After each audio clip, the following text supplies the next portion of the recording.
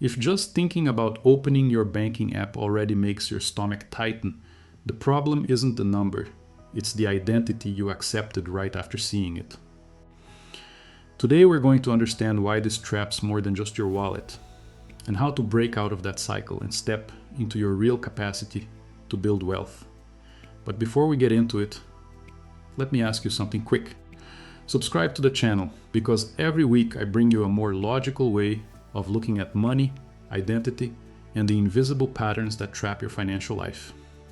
And leave a like, because that helps this video reach someone who's still carrying the identity of being in debt without knowing they can trade it for another one. There's a moment almost everyone living with debt knows well. The moment you open the banking app. Before you even see the number, your stomach tightens, your breathing gets shorter, and the urge to close the screen shows up before anything else. We tend to treat this as discomfort with math, but it isn't. It's shame, and that shame charges a price that never shows up on any statement. How much of your life has already stood still just because, deep down, you'd already decided you didn't deserve more? The cost of debt isn't just the interest it charges. It's the life you stop living while you carry it. Debt is a situation. Wealth is a competence. One is what's happening to you right now. The other is what you're capable of building, no matter what's happening right now. It's like carrying a heavy backpack up a hill. At some point, you forget you can take the backpack off, and you start believing it's part of your body. The problem isn't the debt itself. It's that, at some point, you stop seeing it as a situation and started treating it as who you are. But if that isn't who you are, then what's still keeping you inside that role? There's a belief you probably don't even remember accepting. The belief that you can't handle it. Nobody told you that all at once. It built up slowly. Every time a bill came late, every time a plan never left the drawer because there wasn't enough money. Repetition turns into certainty, even when that certainty is a lie. And that belief feeds a cycle that keeps repeating itself. The shame of not being able to fix things turns into the urge to hide, to not tell anyone, to pretend everything's under control. And hiding only makes things worse, because nobody asks for help with a problem they're pretending doesn't exist, which in the end confirms the very belief that you really can't handle it. It's exactly in that moment of shame that a familiar behavior shows up. Putting something on the credit card to ease the pressure right now, even knowing it's just pushing the problem further down the road, bigger than before. That's not a lack of intelligence. It's a way of silencing pain for a moment, trading immediate relief for future weight. And that same moment, with zero clarity about money, is what keeps the cycle going. Just a constant feeling of running after something, without knowing exactly what. Most people think the problem is a lack of discipline. But this isn't about discipline. It's about a system made of belief, shame, and habit that nobody ever taught you how to take apart. And that's exactly the system we're about to start taking apart right now. The first step isn't about money. It's about something else. Almost everyone living with debt avoids looking at their own numbers because they think it's going to hurt. But the pain you feel today doesn't come from the numbers, it comes from not knowing what they are. And the first step of this transformation isn't about fixing anything yet. It's just about having the courage to look. Before you open any statement, take a moment to breathe, just to calm your body before your mind has a chance to panic. It might seem small, but it already helps your mind stop running from the task. You're not heading into a battle. You're just going to take a look. After that, set aside 30 minutes, just 30, and write down, on paper or in a note on your phone, every debt you have, along with the amount, the interest rate, and when it's due. You don't need a fancy spreadsheet or some sophisticated app. It just needs to exist written down outside your head. That simple act alone already takes more courage than most people ever show. And to close out this first step, find one expense today that you can cut without any real pain. That subscription you forgot you had, that delivery order that became a habit. This isn't about saving a fortune. It's about proving to yourself that you're already able to take action. When you see the numbers clearly, something changes. You stop reacting out of fear. And that's exactly what opens space for the next move.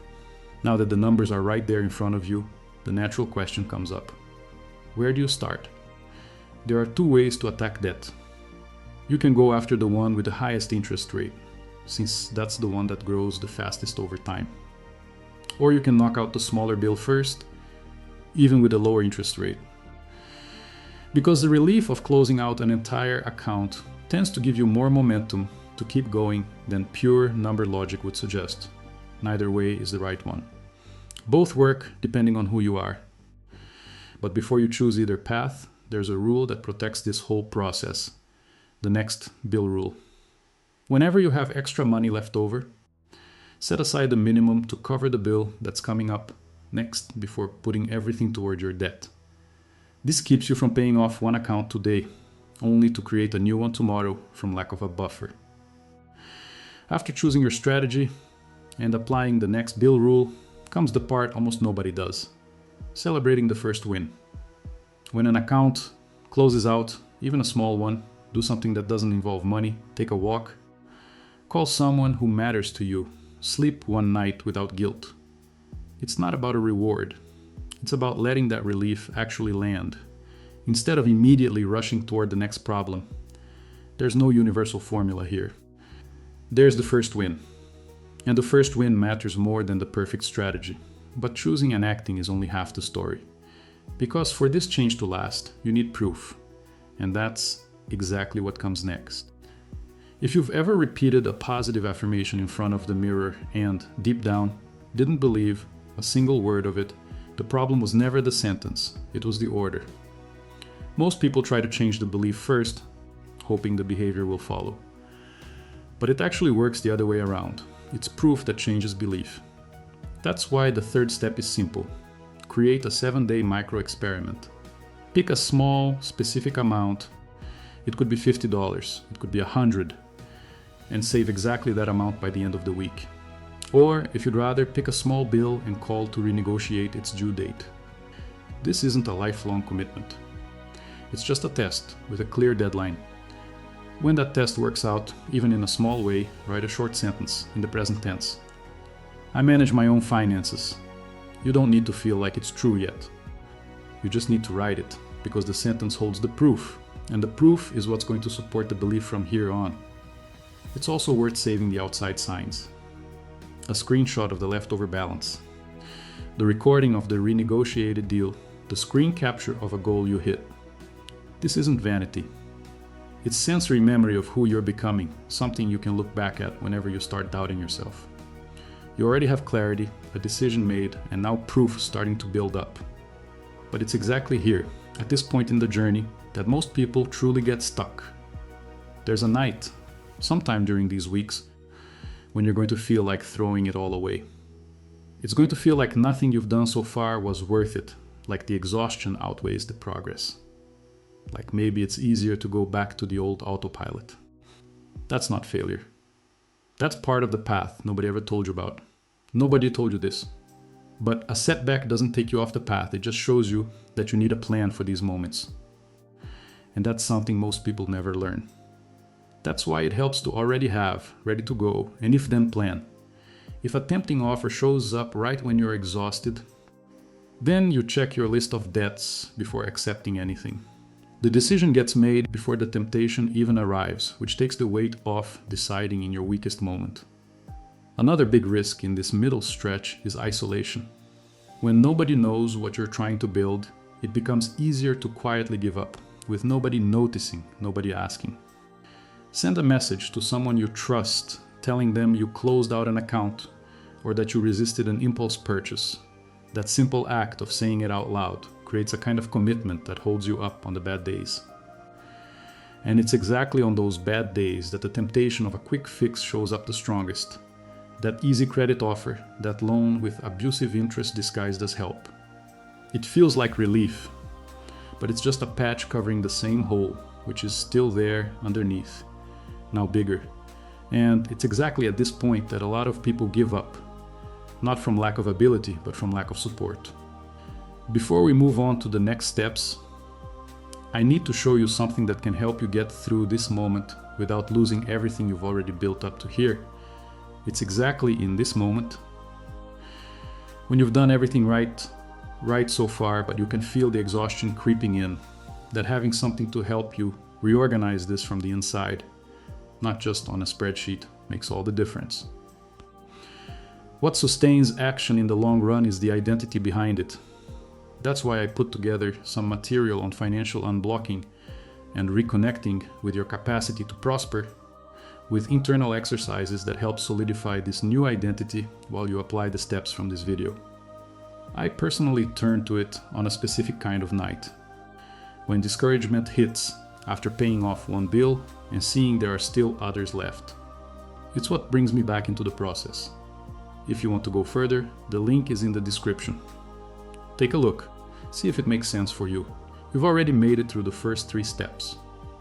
The next ones are about creating new momentum, not just fixing what already exists. You already have clarity about the numbers. You've already chosen a strategy, and you've already collected the first proof that you can follow through on what you promise yourself. Now comes a piece a lot of people get stuck on because they think it's too complicated. Creating an extra source of movement. And here it's worth separating one thing out. This isn't about getting rich quick. It's about proving, in practice, that you're capable of creating value with what you already have in your hands, even if it seems small. The exercise is simple. Over 7 days, think of one thing you already know how to do well that, without realizing it, could be useful to someone else. Anything from organizing someone's routine to teaching something you've mastered for years.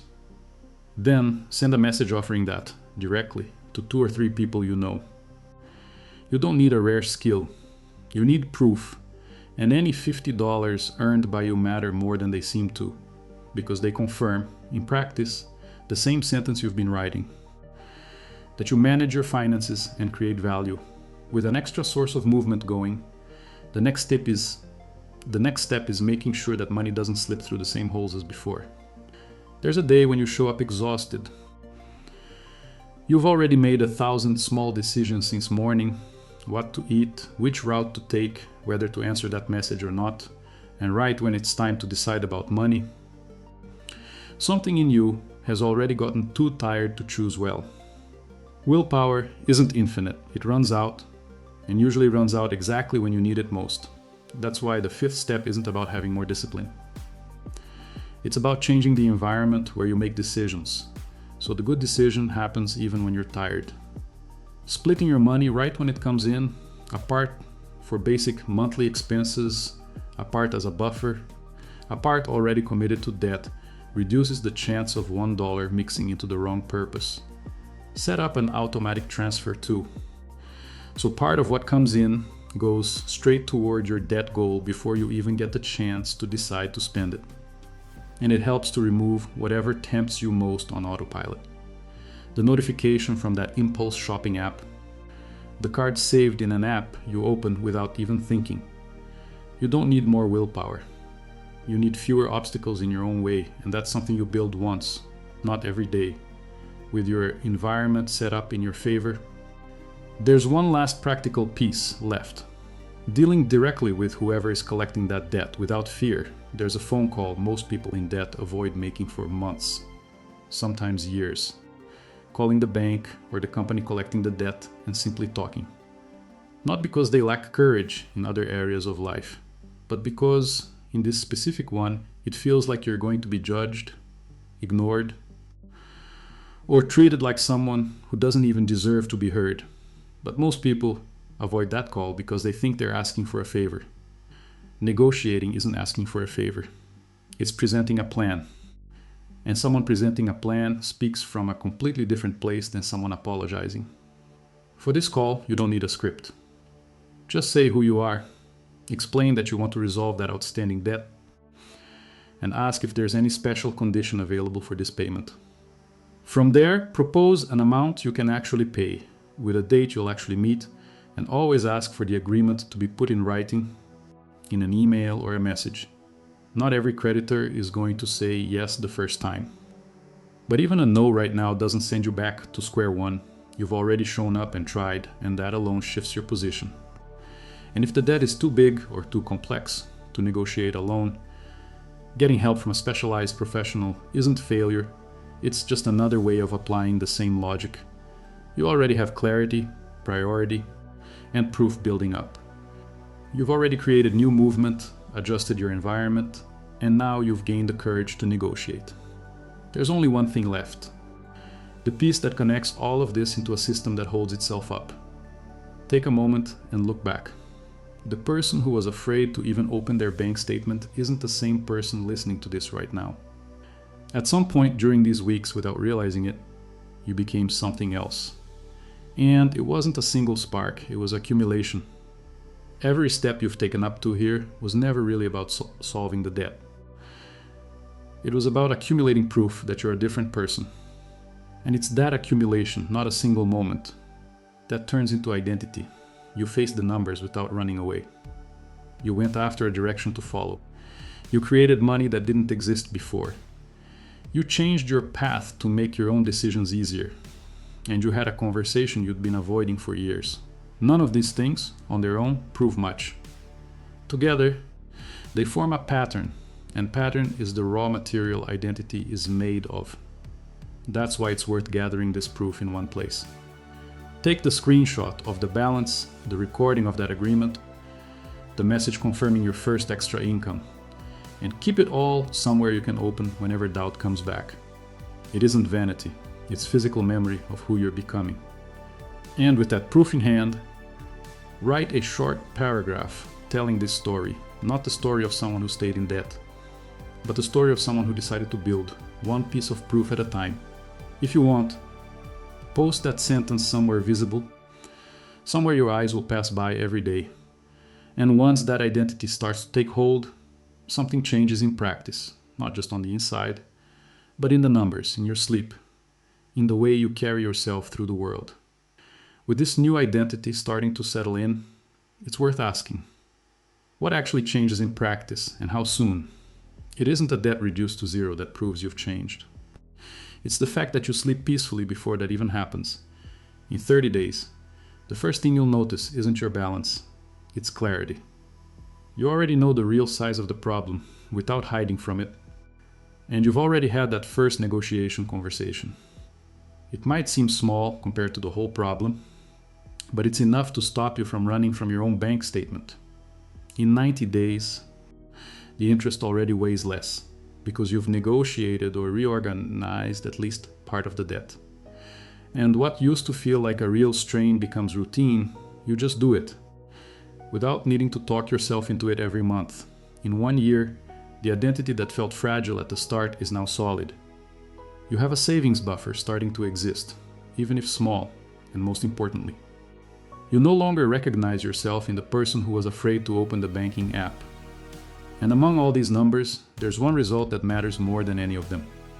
Relationships become less tense, sleep gets better, because your mind stops carrying around a bill that never closes.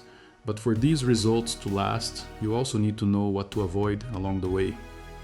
Because there are traps that sabotage exactly the people who were already doing well. The mistakes that sabotage you the most don't happen at the beginning. They happen exactly when you're starting to feel good again. That's the moment your guard drops, and that's exactly when it's worth paying attention. After months of slow, steady effort, some promise of getting rich quick shows up, and it looks especially tempting right when you're tired of moving slowly. It's worth remembering that everything you've built so far came step by step, and that doesn't change just because a pretty shortcut appeared. Another common trap comes from comparison, seeing someone who seems to have made it faster and spending on appearances on impulse to compensate. When that urge hits, remember that nobody posts their bank statement, only the edited result. There's also the confusion between emotional relief and financial reward, buying something because things have already gotten better, which recreates the exact cycle you spent months taking apart. And maybe the most dangerous trap of all, accepting easy credit with abusive interest, thinking it's a quick fix. It feels like a breath of relief, but it's just trading a smaller debt for a bigger one, with a nicer name, name to disguise it, with these traps mapped out, there's only one thing left: turning all of this into a clear path for the next 30 days. You don't need to remember everything that's been said here. You just need to follow these 4 weeks, one at a time. In the first week, the work is to look straight at it. Write down every debt outside your head and take that first breath before opening the statement. It's the week of clarity, not action.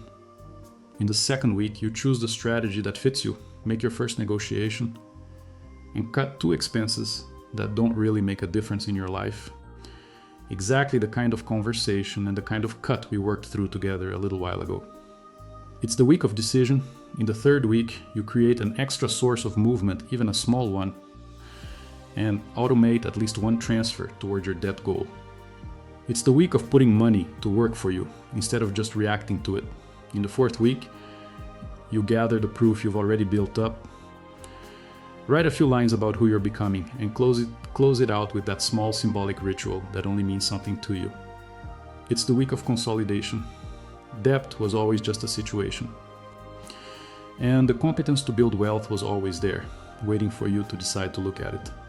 Start with the first week today, not the perfect one, just the first one. Take care, and I'll see you in the next video. If you made it this far, you already have more clarity about your financial situation than you did 20 minutes ago. You know debt was never who you are.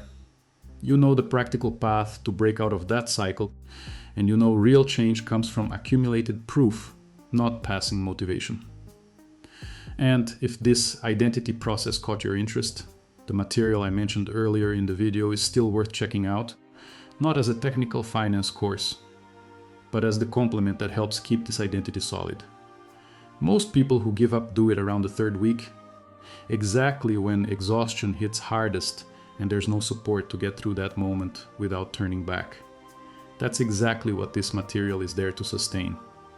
The link is in the description. Now, tell me in the comments. Which of these steps seems hardest for you right now? I read the comments, and sometimes an entire video is born from one of your replies right here. So dare to the channel, because every week I bring another logical way of understanding what's holding your financial life back. And if this video made sense to you, send it to someone you know is going through this phase right now. You don't need a speech, just send the video and let them watch it. I'll see you in the next video. Until then.